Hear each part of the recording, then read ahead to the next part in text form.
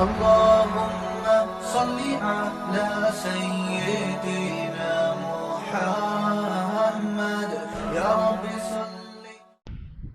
الحمد لله نحمده ونستعينه ونستغفره ونؤمن به ونتوكل عليه ونعوذ بالله من شرور أنفسنا ومن سيئات أعمالنا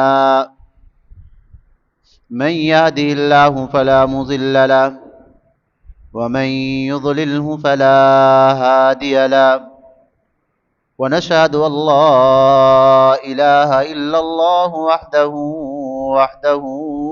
وحده لا شريك له ونشهد أن سيدنا ونبينا ومرشدنا ومولانا محمدا عبده ورسوله صلى الله تعالى عليه وعلى آله وأصحابه وبارك وسلم تسليما كثيرا كثيرا وداعيا إلى الله بإذنه وسراجا منيرا.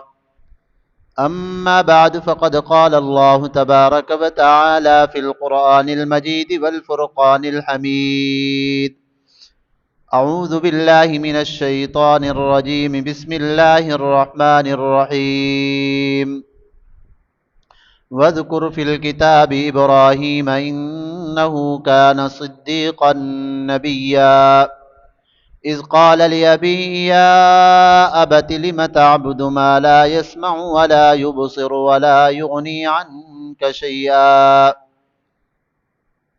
يا أبت إني قد جاءني من العلم ما لم يأتك فاتبعني أهدك صراطا سويا يا أبت لا تعبد الشيطان إن الشيطان كان للرحمن عصيا يا أبت إني أخاف أن يمسك عذاب من الرحمن فتكون للشيطان وليا قال أراغب أنت عن آلهتي يا إبراهيم قال أراغب أنت عن آلهتي يا إبراهيم لئن لم تنته لأرجمنك واهجرني مليا قال سلام عليك سأستغفر لك ربي إنه كان بي حفيا وأعتزلكم وما تدعون من دون الله وأدعو ربي عسى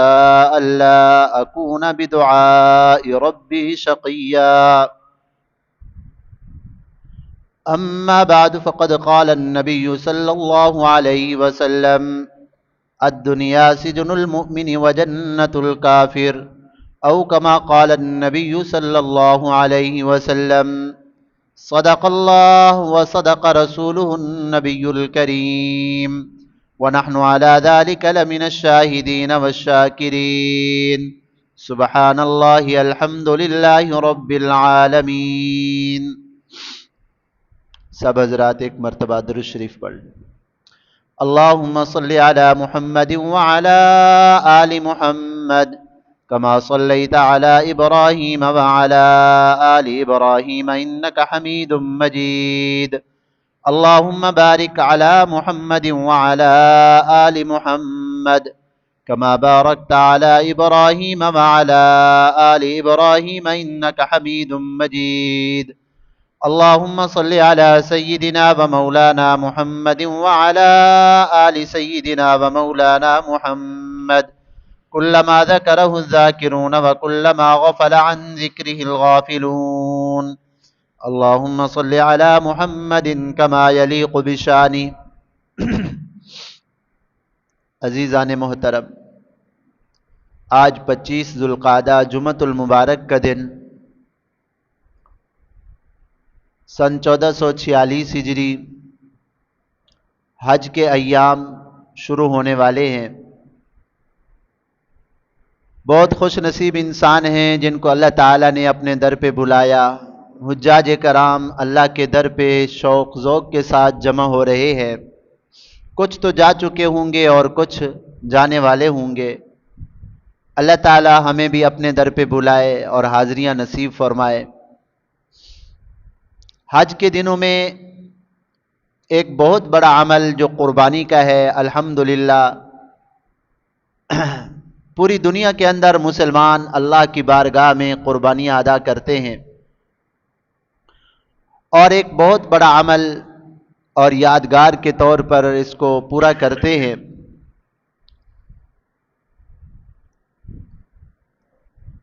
جانور کی قربانی سے پہلے بہت سی قربانیاں ہیں جن کا مطالبہ ہم سے کیا جاتا ہے، اور انسان کو ان قربانیوں سے گزارا جاتا ہے۔ یہ اور بات ہے کہ ہم اس کو سمجھیں یا نہ سمجھیں، یہ ہماری اپنی بات ہے۔ اگر اللہ تعالیٰ سمجھنے کی توفیق عطا فرما دیں تو پھر انسان کی دنیا آخرت بن جائے کہ مجھے اللہ تبارک و تعالیٰ کن امتحانات سے گزار رہے ہیں۔ ہر آدمی کے اوپر آتے ہیں امتحانات، کیونکہ دنیا تو ہے ہی امتحان کی جگہ نا۔ الف لام میم احسب الناس ان یترکوا ان یقولوا آمنا وهم لا یفتنون۔ اللہ تعالیٰ فرماتے ہیں کہ لوگوں نے کلمہ پڑھنے کے بعد یہ سمجھ لیا کہ بس سیدھی جنت مل جائے گی آسانی سے، کیا ان کی امتحان اور ان کی آزمائش نہیں ہوگی کیا؟ وَلَقَدْ فَتَنَّ الَّذِينَ مِن قَبْلِهِمْ فَلَيَعْلَمَنَّ اللَّهُ الَّذِينَ صَدَقُوا وَلَيَعْلَمَنَّ الْكَاذِبِينَ۔ اللہ تعالیٰ فرماتے ہیں میرے محبوب کی امت، تم سے پہلے جو امتیں آئی ہیں اللہ نے ان کی بھی ابتلا اور آزمائش کی ہے۔ آزمائشیں ان کے اوپر بھی آئی، امتحان ان کے اوپر بھی آئے، امتحان تمہارے اوپر بھی آئیں گے۔ ہاں، جو آدمی یہ سمجھ لیتا ہے کہ میں امتحان، میرا زمانہ امتحان کا ہے، تو اس کی تیاری بھی کرتا ہے، اور جب تیاری کرتا ہے تو اس امتحان کے اندر پھر وہ سرخرو بھی ہوتا ہے، کامیاب بھی ہوتا ہے۔ اور اگر اس کو پتہ ہی نہ چلے کہ کل میرا پیپر ہونے والا ہے یا آج میرا پیپر ہے، امتحان کا ہی اس کو پتہ نہ ہو تو تیاری کیا کرے گا؟ اگر تیاری نہیں کی تو پھر اس کے اندر پاس کیسے ہوگا؟ دنیا کے امتحانات کے اندر تو انسان اوپر نیچے ہو کر سفارشوں کے ذریعے تو کامیاب ہو سکتا ہے، لیکن اللہ کی بارگاہ کے اندر کامیاب ہونے کے لیے سچا عمل اور سچی نیت اور اللہ کے ساتھ سچی وفاداری ہونا ضروری ہے، تب انسان کامیاب ہوتا ہے، ورنہ سچے عمل کے بغیر انسان اللہ کی نظروں میں اور اللہ کے نزدیک کامیاب نہیں ہوتا۔ اللہ کے ہاں کامیاب ہونے کے لیے کسی کی سفارش نہیں چلتی کہ اللہ اس کو پاس کر دو، نہ اپنا عمل ضروری ہے، عمل کے بغیر اللہ کے نزدیک انسان کامیاب نہیں ہو سکتا۔ تو جو قرآن کی آیت میں نے تلاوت کی ہے نا، سورہ مریم کا رکوع میں نے پڑھا ہے، تقریباً آدھا رکوع، اس کے اندر سیدنا ابراہیم خلیل اللہ علیہ الصلاۃ والتسلیمات کے امتحانات کا ذکر ہے، ان کی قربانیوں کا ذکر ہے۔ اللہ تبارک و تعالی نے گزشتہ قوموں کے یا انبیاء کرام کے جو واقعات ذکر کیے ہیں، قرآن کوئی قصے کہانی کی کتاب نہیں ہے کہ بس ایک قصہ سن لیا، ایک واقعہ سن لیا، اللہ اللہ خیر صلاح، نہ قرآن کے ایک ایک حرف سے، قرآن کے ایک ایک آیت سے، قرآن کے ایک ایک رکوع سے ہم مسلمانوں کے لیے ہدایات کے اسباب، دروازے کھلے ہوئے ہیں۔ وَاذْكُرْ فِي الْكِتَابِ ابراہیم، میرے محبوب اپنی امت کو ابراہیم علیہ السلام کا جو واقعہ قرآن میں ہے، وَاذْكُرْ فِي الْكِتَابِ ابراہیم علیہ السلام کا واقعہ جو قرآن کے اندر ہے، آپ ان کو پڑھ کر سنائیے اپنی امت کو۔ اِنَّهُ كَانَ صِدِّيقًا نَبِيًّا، اللہ کے نبی بھی تھے، سچے بھی تھے، عمل کے اعتبار سے بھی۔ اب سیدنا ابراہیم علیہ السلام، ہم یہ تو سنتے ہیں نا کہ حضرت ابراہیم علیہ السلام نے اپنے بیٹے کی گردن پہ چھری چلائی، بہت بڑی قربانی ہے، لیکن اس سے پہلے کیا امتحانات آئے؟ سیڑھی بہ سیڑھی امتحانات سے گزارا گیا ابراہیم علیہ السلام کو۔ وَإِذِ ابْتَلَىٰ إِبْرَاهِيمَ رَبُّهُ بِكَلِمَاتٍ فأتمہن، ابراہیم علیہ الصلوۃ والسلام کو اللہ نے چند چیزوں سے آزمایا، امتحان لیا اللہ تعالی نے۔ ہاں دنیا کا امتحان ہوتا ہے، ہاں کسی کے ذہن میں آ سکتی ہے، دنیا والے جو امتحان لیتے ہیں نا وہ معلوم کرنے کے لیے لیتے ہیں کہ ہمارا طالب علم پڑھ بھی رہا ہے، محنت کر بھی رہا ہے یا نہیں کر رہا، چلو جی اس کا امتحان لو، اس کی قابلیت سامنے آ جائے گی۔ دنیا والے اس اعتبار سے امتحان لیتے ہیں کہ طالب علم کا امتحان لو، دیکھیں کیا پڑھا ہوا ہے، کچھ آتا جاتا بھی ہے یا نہیں آتا۔ امتحان لینے والے کو امتحان سے پہلے خبر نہیں ہوتی، تب اس کا امتحان لیتے ہیں۔ اگر طالب علم نے مکمل سنا دیا اور مکمل جو ہے نا اس نے وہ سوالات کے جواب دے دیے، اب امتحان لینے والے کو پتہ چل جاتا ہے ماشاءاللہ یہ بچہ بڑا قابل ہے، بڑا محنتی ہے۔ امتحان سے پہلے اس کو پتہ نہیں ہوتا، لیکن اللہ تبارک و تعالی تو علیم بذات الصدور ہے، سینوں کے بھید کو بھی جاننے والا ہے۔ وَلَقَدْ خَلَقْنَا الْإِنسَانَ وَنَعْلَمُ مَا تُوَسْوِسُ بِهِ نَفْسُهُ، ابھی تک میرے ذہن کے اندر خیالات آئے نہیں، شام کو کیا خیالات آئیں گے اللہ پہلے ہی جانتے ہیں، اللہ تعالیٰ پہلے ہی جانتے ہیں۔ ابھی انسان دنیا میں نہیں آیا، اللہ تبارک و تعالیٰ اس کے آنے کو بھی جانتے ہیں، اس کی زندگی گزارنے کو بھی جانتے ہیں، پھر اللہ امتحان کیوں لیتے ہیں؟ ہاں پھر اللہ اس لیے امتحان لیتے ہیں تاکہ اللہ دکھا دے دنیا والوں کو کہ میں اپنے اس بندے کو جو انعام دے رہا ہوں، اس کا جو مقام میں نے بڑھایا ہے، اس کو میں نے جو یہ رتبہ دیا ہے، ایسے نہیں دیا، دنیا والے دیکھ لو یہ اپنے اس کے اندر کتنا سچا ہے، اپنے عمل کے اندر۔ اللہ لوگوں کو دکھانے کے لیے جو ہے نا، تاکہ دنیا والوں کو پتہ چلے۔ ابراہیم علیہ السلام کو اللہ نے اپنا خلیل بنایا اور اللہ تعالیٰ نے ایسا انعام دیا کہ سارے کے سارے حضرت ابراہیم علیہ السلام کو اپنا امام اور پیشوا مانتے ہیں۔ یہودی کہتے ہیں ابراہیم علیہ السلام ہمارے، عیسائی کہتے ہیں ابراہیم علیہ السلام ہمارے، اور ہم مسلمان کہتے ہیں ہم تو ہیں ہی ملت ابراہیمی کے اوپر، ملت ابیکم ابراہیم، ہماری ملت ہے ہی ابراہیم علیہ السلام والی۔ هو سماکم المسلمین، ہم مسلمان ہیں، انہوں نے ہمارا نام مسلمان رکھا۔ بہت سے وہ احکامات جو ابراہیم علیہ السلام کی ملت میں تھے الحمدللہ ہمارے دین اسلام کے اندر وہی ہے۔ تو اب حضرت ابراہیم علیہ السلام کا جو مرتبہ اور مقام اللہ نے بنایا ہے، اللہ تعالیٰ دکھانا چاہتے ہیں کہ میرے ابراہیم کیسے تھے۔ دیکھو دنیا والے، اذ قال لأبیہ یا ابت لم تعبد ما لا يسمع ولا يبصر ولا يغني عنك شيئا، ابراہیم علیہ السلام ایسے گھر کے اندر آنکھ کھولتے ہیں، پیدا ہوتے ہیں، ماں باپ اسلام سے ہٹے ہوئے، اللہ کی توحید سے ہٹے ہوئے، ماں باپ بت پرست بھی تھے اور بت فروش بھی تھے۔ ابراہیم علیہ السلام کے جو والد تھے آزر، وہ بت بنا کے بیچا کرتے تھے، یہ خدا ہے ان کی عبادت کرو، معاذ اللہ ثم معاذ۔ تو حضرت ابراہیم علیہ السلام اس گھر میں آنکھ کھولتے ہیں۔ عمومی طور پہ یہی ہوتا ہے، جو مذہب ماں باپ کا ہوتا ہے اولاد اسی راستے پہ چلتی ہے۔ دنیا کے اندر بہت سے لوگوں کی گمراہی کا سبب ماں باپ کا گمراہ ہونا ہے۔ ماں باپ غلط راستے پہ ہوتے ہیں تو جیسے ماں باپ کر رہے ہوتے ہیں ایسے اولاد دیکھتی ہے، قالوا وجدنا علیہا آباءنا لہا عابدین۔ قرآن مجید نے اس کا ذکر کیا ہے، جب مشرکین کو کہا جاتا تھا تم بتوں کی عبادت کیوں کرتے ہو، ان کو مشکل کشا حاجت روا کیوں مانتے ہو، ان کے سامنے نظر و نیاز کیوں مانتے ہو، اور جو ہے نا ان کے سامنے سجدے کیوں کرتے ہو، ان کے پاس اور کوئی جواب نہیں تھا۔ قالوا وجدنا علیہا آباءنا لہا عابدین، کہتے تھے ہم نے باپ دادا کو دیکھا ہے وہ ایسے کرتے ہوئے آئے ہیں، ہم بھی ویسے کر رہے ہیں اسی راستے۔ تو بہت سے لوگوں کی گمراہی کا سبب ماں باپ کا گمراہ ہونا اور ماں باپ کا غلط راستے کے اوپر ہونا ہوتا ہے۔ ابراہیم علیہ السلام اس ماحول کے اندر آنکھ کھولتے ہیں، دیکھا کہ ماں باپ جو ہے غلط راستے کے اوپر پڑے ہوئے ہیں۔ تو یہ سب سے پہلا انسان کا امتحان ہوتا ہے، آخر اللہ نے عقل کیوں دی ہے؟ اچھے اور برے کو پہچاننے کے لیے اللہ نے عقل دی ہے نا، دین اسلام کو سمجھنے کے لیے اللہ نے عقل دی ہے نا، قرآن و حدیث کو سمجھنے کے لیے اللہ نے عقل دی ہے۔ فَأَلْهَمَهَا فُجُورَهَا وَتَقْوَاهَا، اللہ تعالیٰ نے یہ جو سمجھ دی ہے کہ نیکی کیا ہے، برائی کیا ہے، اور اس کو پھر آگے اس کے اوپر چلنے کے لیے جو اللہ نے عقل دی ہے، اگر انسان اس کو صحیح استعمال کرے تو حق اور باطل انسان کو سمجھ آ سکتا ہے۔ نیکی اور برائی انسان کو سمجھ آ سکتی ہے۔ حضرت ابراہیم علیہ السلام نے جب دیکھا کہ ماں باپ بتوں کے سامنے ہاتھ باندھ کے کھڑے ہوئے ہیں تو بڑے پیار سے، بڑے ادب سے حضرت ابراہیم علیہ السلام نے اپنے والد کو سمجھانے کی کوشش کی۔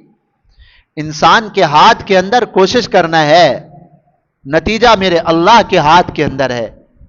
ہم نتیجے کے پابند نہیں ہیں کہ کسی کو زبردستی مسلمان بنا دیں، کسی کو زبردستی نمازی بنا دیں، کسی کو زبردستی ہدایت کے راستے کے اوپر لے آئیں۔ یہ ہمارا کام نہیں ہے۔ ہمارا کام ہے کسی کو دین کی بات صحیح طور پہ صحیح انداز سے پہنچا دینا، حق اور باطل کسی کے سامنے واضح کر دینا۔ حضرت ابراہیم علیہ السلام نے جب دیکھا تو یہ نہیں کیا کہ باپ دادا کر رہے ہیں چلو ہم بھی چلتے رہے، نانا، یہ انسان کا سب سے پہلا امتحان ہوتا ہے۔ اذ قال لأبيه يا أبت لم تعبد ما لا يسمع ولا يبصر ولا يغني عنك شيئا۔ ابراہیم علیہ السلام، سبحان اللہ، قرآن کا کیا پیارا انداز ہے۔ میں نے جیسے عرض کیا نا، قرآن کے ایک ایک حرف سے ہمارے لیے ہدایت کے اسباب ہے۔ باپ کون ہے؟ کافر ہے، مشرک ہے اور بت فروش بھی ہے، بت پرست بھی ہے۔ ابراہیم علیہ السلام اللہ کے عظیم پیغمبر ہیں، ہدایت کے اوپر اور ہدایت کے مینارہ ہیں حضرت ابراہیم علیہ السلام۔ جب دین کی دعوت دے رہے ہیں، جب دین کی دعوت دے رہے ہیں تو انداز کیسے اختیار کیا؟ یا ابتی، اے میرے ابا جان۔ کیسا پیارا الفاظ ہے، نام بھی نہیں لیا، یا ابتی، اے میرے ابو جان۔ کیسا ادب بھی ہے، دین کی دعوت بھی ہے۔ الدین کلہ ادب، دین تو ہے ہی ادب کا نام۔ ہمارے دین میں ادب سکھایا گیا۔ آقا نے فرمایا من لم یرحم صغیرنا ولم یوقر کبیرنا ولم یبجل بعالمنا فلیس منا۔ آقا نے فرمایا جو بڑوں کا احترام نہیں کرتا، چھوٹوں پہ شفقت نہیں کرتا، علماء کرام کی قدر نہیں کرتا، آقا نے فرمایا وہ ہماری امت میں نہیں ہے، یہ ہمارے اسلام کا طریقہ نہیں ہے۔ اسلام کا طریقہ یہ ہے، کوئی آدمی عمر میں آپ سے بڑا ہے، اگرچہ دین سے ہٹا ہوا ہے، عمر میں بڑا ہے، عمر کا لحاظ کر کے اس کے ساتھ ادب کے ساتھ پیش آنا۔ آج یہ چیزیں ہمارے معاشرے سے ختم ہو گئی ہیں۔ ہمارے معاشرے سے بڑوں کا ادب تقریباً ختم ہو چکا ہے۔ آج چھوٹا یہ نہیں سمجھتا کہ یہ بڑا ہے، یہ بات کر رہا ہے، ذرا اس کی بات کو میں توجہ سے سنوں۔ ہاں انسان ہے، بڑا بھی انسان ہوتا ہے، خطا اس سے بھی ہو سکتی ہے، غلطی اس سے بھی ہو سکتی ہے، لیکن اس کا یہ طریقہ تو نہیں کہ بڑے کا گریبان پکڑ لے بندہ۔ ادب سے، احترام سے۔ ہاں دیکھو ابراہیم علیہ السلام کا انداز دیکھیں، یا ابتی، اے میرے ابو جان، لم تعبد ما لا يسمع ولا يبصر ولا يغني عنك شيئا۔ آپ اس چیز کی کیوں عبادت کر رہے ہیں؟ اس کو مشکل کشا، حاجت روا کیوں مان رہے ہیں؟ لم تعبد ما لا يسمع۔ ابو جان، جس کو خدا بنایا جاتا ہے، جو مشکل کشا ہوتا ہے، کم از کم آپ کی جو ہے نا باتوں کو سنے تو صحیح اور دیکھے تو صحیح، اور اس کے پاس قدرت اور طاقت بھی ہو آپ کی مشکل حل کرنے کے لیے۔ آپ کی بات کو سنے بھی صحیح، آپ کے حالات کو دیکھے بھی صحیح، اور آپ کی مشکل کشائی کو اور آپ کی مصیبت کو دور کرنے کی طاقت بھی رکھتی ہو، ایسی ذات کو خدا بنایا جاتا ہے۔ آپ بتوں کے سامنے جو ہاتھ باندھ کے کھڑے ہوئے ہیں، یہ سن سکتے ہیں آپ کی بات؟ اللہ نے جو عقل دیا ہے، ذرا بندہ اس کو تو استعمال کرے۔ یہ پتھر کے بنے ہوئے ہیں، پتھر کو ساری زندگی بلاتے رہو، کبھی بھی جواب نہیں دے گا، اس کے اندر سننے کی صلاحیت نہیں ہے۔ ولا یبصر، اور نہ وہ آپ کو دیکھ سکتے ہیں، آنکھیں بھی نہیں ہیں، یہ تو تم نے خود بنا دی ہے اس کے نشان آنکھوں کے، ورنہ تو یہ دیکھنے کی طاقت بھی نہیں رکھتے۔ ولا یغنی عنک شیئا، اگر آپ کے اوپر کوئی مصیبت آ جاتی ہے تو یہ مصیبت کو بھی دور نہیں کر سکتے۔ میرے ابو جان، آپ اس کو خدا کیوں بنائے ہوئے ہیں؟ کیسا ادب اور احترام کا معاملہ ہے۔ باپ کون ہے؟ کافر ہے، مشرک ہے، لیکن ادب بھی دیکھیں پیغمبر کا کہ کیسے پیارے انداز سے اپنے ابا جان کو دین کی جو ہے نا بات کر رہے ہیں۔ آج تو اللہ معاف فرمائے ہمارے والدین تو الحمدللہ مسلمان ہیں، وہ دنیا کے بارے میں اگر کوئی بات کہتے ہیں تو ایسے بچوں کو بھی دیکھا ہے جو ماں باپ کو گالیاں دے رہے ہوتے ہیں، معاذ اللہ۔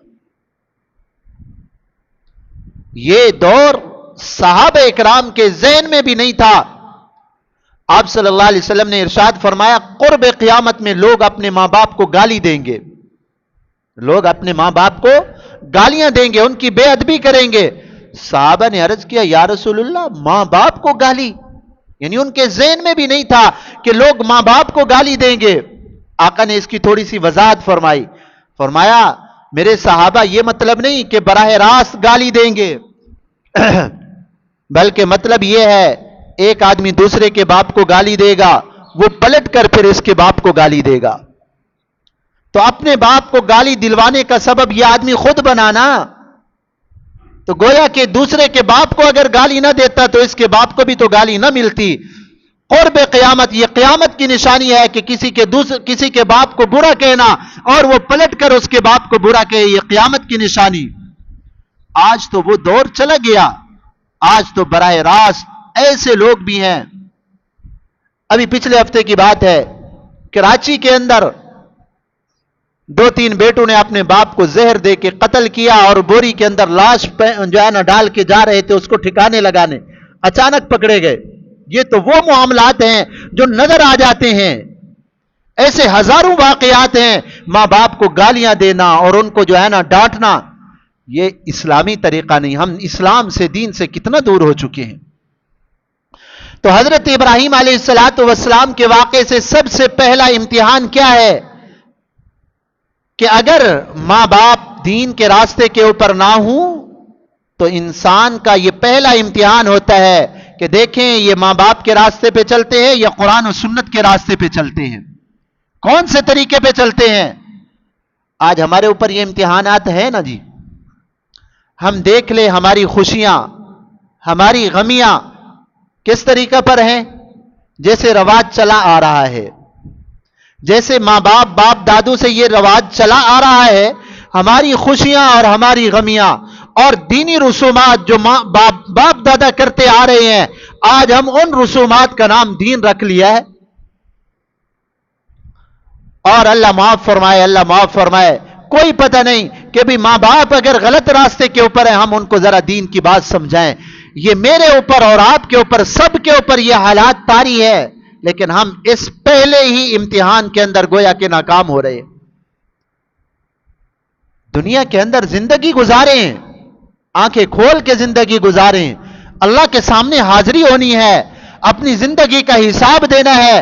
کل قیامت کے دن اگر اللہ تعالی نے پوچھ لیا تمہارے گھر کا ماحول صحیح نہیں تھا، تم نے ان کو دین کے اوپر لانے کا کیا جو ہے نا کیا محنت کی ہے، الا کلکم راعن وکلکم مسئول عن رعیتہ، میرے محبوب صلی اللہ علیہ وسلم کا فرمان ہے ہر آدمی کو اللہ نے نگران بنایا ہے، ہر آدمی کو اللہ نے نگران بنایا ہے، اور کل قیامت کے دن اس کے ماتحت جتنی لوگ ہوں گے اس کے بارے میں ان سے پوچھا جائے گا کہ تم نے ان کو دین پر لانے کے لیے کتنا کوشش اور محنت کی ہے۔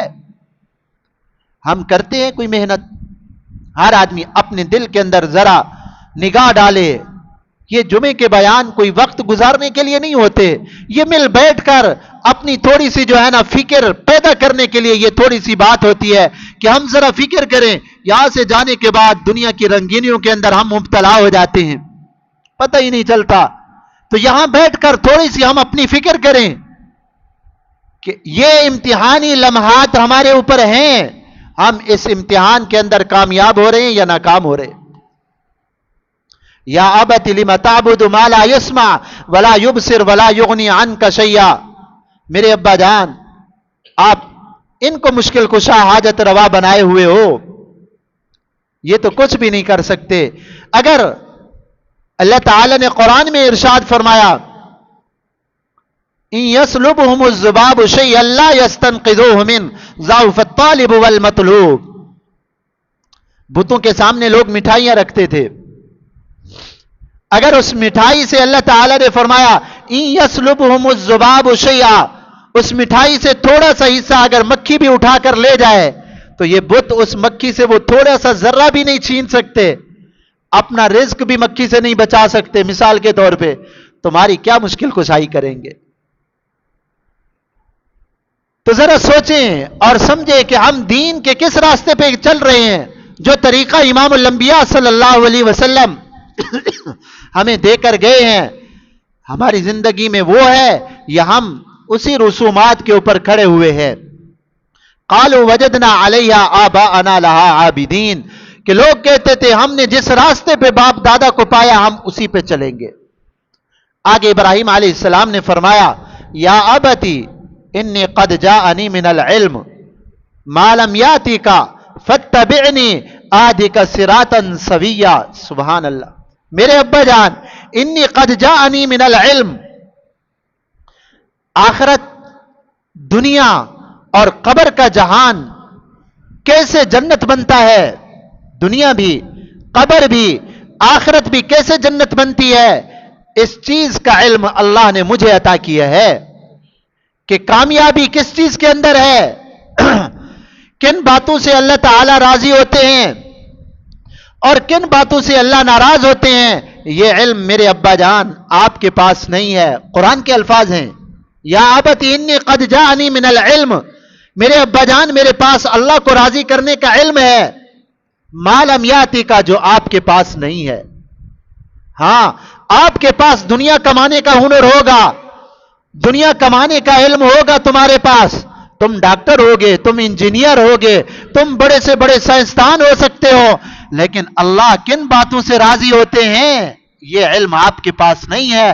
اللہ نے یہ مجھے علم دیا ہے کہ دنیا میں کیسے چلنا ہے اور قبر کیسے جنت بنتی ہے، آخرت کے اندر انسان اللہ کے سامنے کیسے سرخرو ہوگا، یہ علم اللہ نے مجھے عطا فرمایا ہے۔ فاتبعنی، اب اگر آپ ہدایت چاہتے ہو، دنیا کی بھی، قبر کی بھی، آخرت کی بھی کامیابی اگر چاہتے ہو، فاتبعنی، آپ میرے پیچھے چلے، میرے کہنا مانے، اہدک صراطا سویا، میں آپ کو سیدھے سیدھے راستے پہ لے کے چلوں گا جو اللہ تک پہنچتا ہے اور انسان اللہ کے ہاں سرخرو ہوتا ہے۔ آپ میری اتباع کریں۔ قرآن کے ان الفاظ سے ہمارے لیے کیا سبق ہے؟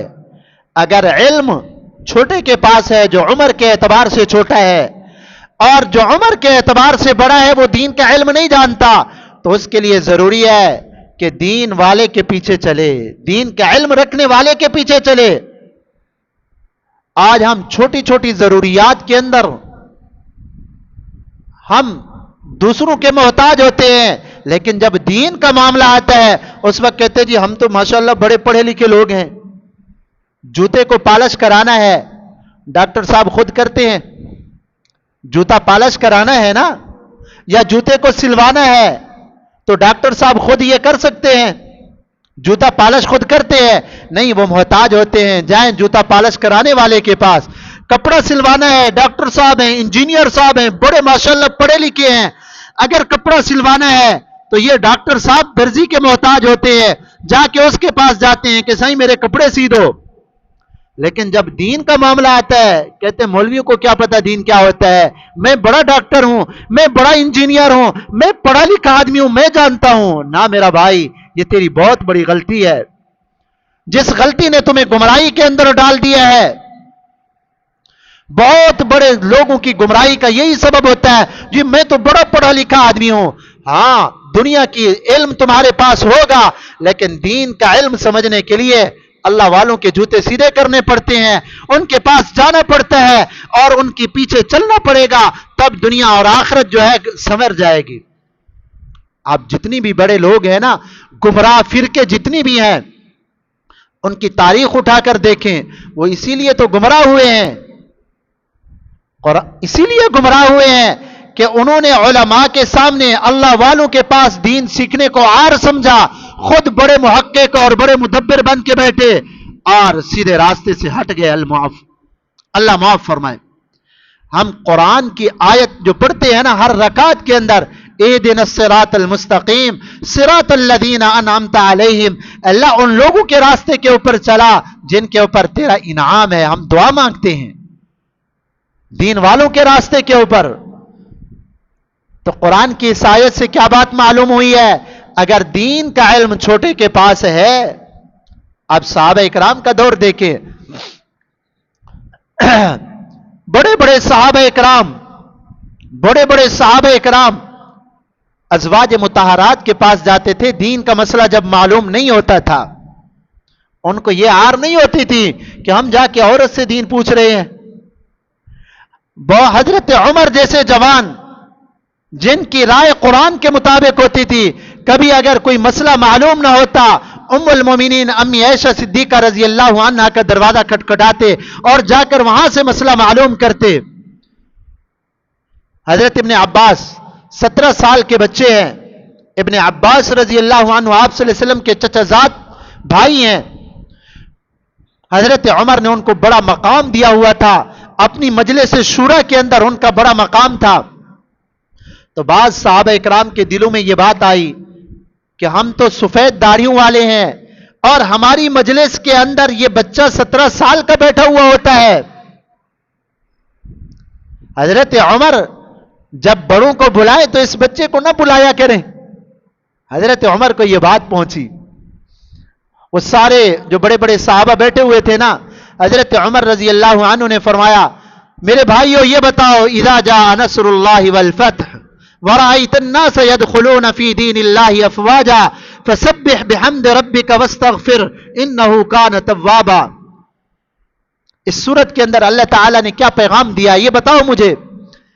تو جو بڑے بڑے صحابہ اکرام تھے انہوں نے کہا، حضرت یہ تو بالکل واضح ہے کہ مکہ فتح ہو جائے گا، فتح مکہ کے بعد لوگ اسلام کے اندر فوجوں کی فوجیں داخل ہو جائیں گی، اور پھر اللہ تعالیٰ نے فرمایا انسان کا جب آخری وقت ہو تو اللہ کی طرف متوجہ ہو جائے۔ یہ پیغام ہے آخری عمر میں نیکیوں کی طرف متوجہ ہو جائے، یہ پیغام ہے سورت کے اندر۔ فرمایا نہیں۔ ساروں سے پوچھا، حضرت ابن عباس جو چھوٹے بچے بیٹھے ہوئے تھے ان سے فرمایا، بیٹا آپ بتاؤ اس سورت کے اندر اللہ نے کیا پیغام دیا؟ انہوں نے عرض کیا، بلکہ یوں پوچھا کہ ابن عباس تم بھی یہی کہتے ہو جیسے یہ بڑے بڑے حضرات کہہ رہے ہیں، تم بھی یہی کہتے ہو؟ انہوں نے عرض کیا، نہ صحیح، میں یہ نہیں کہتا، تم کیا کہتے ہو؟ انہوں نے عرض کیا، حضرت اس سورت کے اندر آپ صلی اللہ علیہ وسلم کی وفات کا جو ہے نا خبر دی گئی ہے۔ اب آپ پڑھیں پوری سورت کے اندر کہیں وفات کا ذکر تک نہیں ہے، لیکن ابن عباس رضی اللہ تعالی عنہ عرض کرنے لگے، حضرت اس سورت کے اندر آپ صلی اللہ علیہ وسلم کی وفات کی خبر دی گئی ہے۔ حضرت عمر نے پوچھا وہ کیسے؟ فرمایا اللہ تعالیٰ پیغمبر کو اس لیے بھیجتے ہیں کہ دنیا کے اندر دین کو غالب کر دیں اور دین پھیلا دیں، پہنچا دیں۔ پیغمبر کے آنے کا مقصد یہ ہوتا ہے کہ امت تک دین پہنچ جائے۔ جب پیغمبر کا یہ مقصد پورا ہو جاتا ہے پھر اللہ تعالیٰ اپنے پیغمبر کو اپنے پاس بلا لیتے ہیں۔ تو اللہ تعالیٰ نے فرمایا اذا جاء نصر اللہ والفتح، میرے محبوب اللہ تعالیٰ نے آپ کو فتح بھی عطا فرمائی ہے، مکہ بھی فتح ہو گیا، مدد بھی اللہ کی آتی رہی ہے، اور فتح مکہ کے بعد لوگ اسلام کے اندر جوک در جوک داخل ہو گئے ہیں۔ اب میرے محبوب آپ کے آنے کا مقصد پورا ہو گیا۔ فسبح بحمد ربک واستغفر، میرے محبوب اب میرے پاس آنے کی تیاری کریں، اللہ کی تسبیح کریں، استغفار کریں۔ اس آیت کے اندر، اس سورت کے اندر تو آقا کی وفات کی خبر ہے۔ حضرت عمر نے فرمایا بالکل آپ نے صحیح فرمایا۔ تو سارے صحابہ اکرام نے مانا ہاں ابن عباس کو جو یہ مقام حاصل ہے ان کے علم کی وجہ سے ہے۔ تو بات میں کیا عرض کر رہا تھا، اگر عمر کے اعتبار سے چھوٹے کے پاس علم ہے تو ہمارا فرض بنتا ہے ہم دین کا علم اس سے پوچھیں اور اس سے دین سیکھیں۔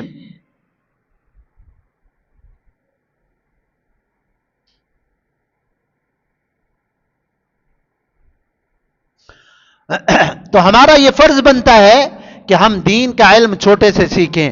اگر دین کا علم ہم نہ سیکھیں گے تو اس دین کے مسئلے سے ہم لا علم رہیں گے اور اس مسئلے کے اندر پھر ہم اپنے اللہ کو بھی راضی نہیں کر سکتے۔ تو ابراہیم علیہ السلام کے واقعہ سے ہمیں یہ سبق بھی ملتا ہے کہ دین سیکھنے کے لیے ہمیں آر نہیں ہونی چاہیے کہ یار یہ چھوٹا ہے عمر کے اعتبار سے۔ بعض ساتھی کہتے ہیں یار مسئلہ معلوم کرتے ہوئے شرم آتی ہے۔ میرے بھائی اگر کوئی بیماری ہو جائے نا، کوئی زخم ہو جائے، ڈاکٹر کو دکھاتے ہوئے تو شرم نہیں آتی، اگر شرم کریں گے تو انسان کی جان جانے کا خطرہ ہوتا ہے۔ اگر دین کا مسئلہ معلوم کرتے ہوئے اگر شرم آ جائے گی تو انسان کا ایمان کیسے کامل ہوگا؟ ایمان کامل کیسے ہوتا ہے؟ پورے دین کے اوپر چلنے سے انسان کا ایمان کامل ہوتا ہے۔ اگر پورے دین کے اوپر انسان عمل نہیں کر رہا تو اس اعتبار سے انسان کا دین تو ناقص ہو جائے گا نا۔ تو اللہ تعالی ہمیں بھی ان امتحانات کے اندر سرخ روئی اور کامیابی اللہ عطا فرمائے۔ یہ ہماری زندگی کا ایک ایک دن جو ہے نا امتحان کا دن ہے، ہم گزر رہے ہیں، اس امتحان کی اللہ ہمیں سوچ اور فہم نصیب فرمائے۔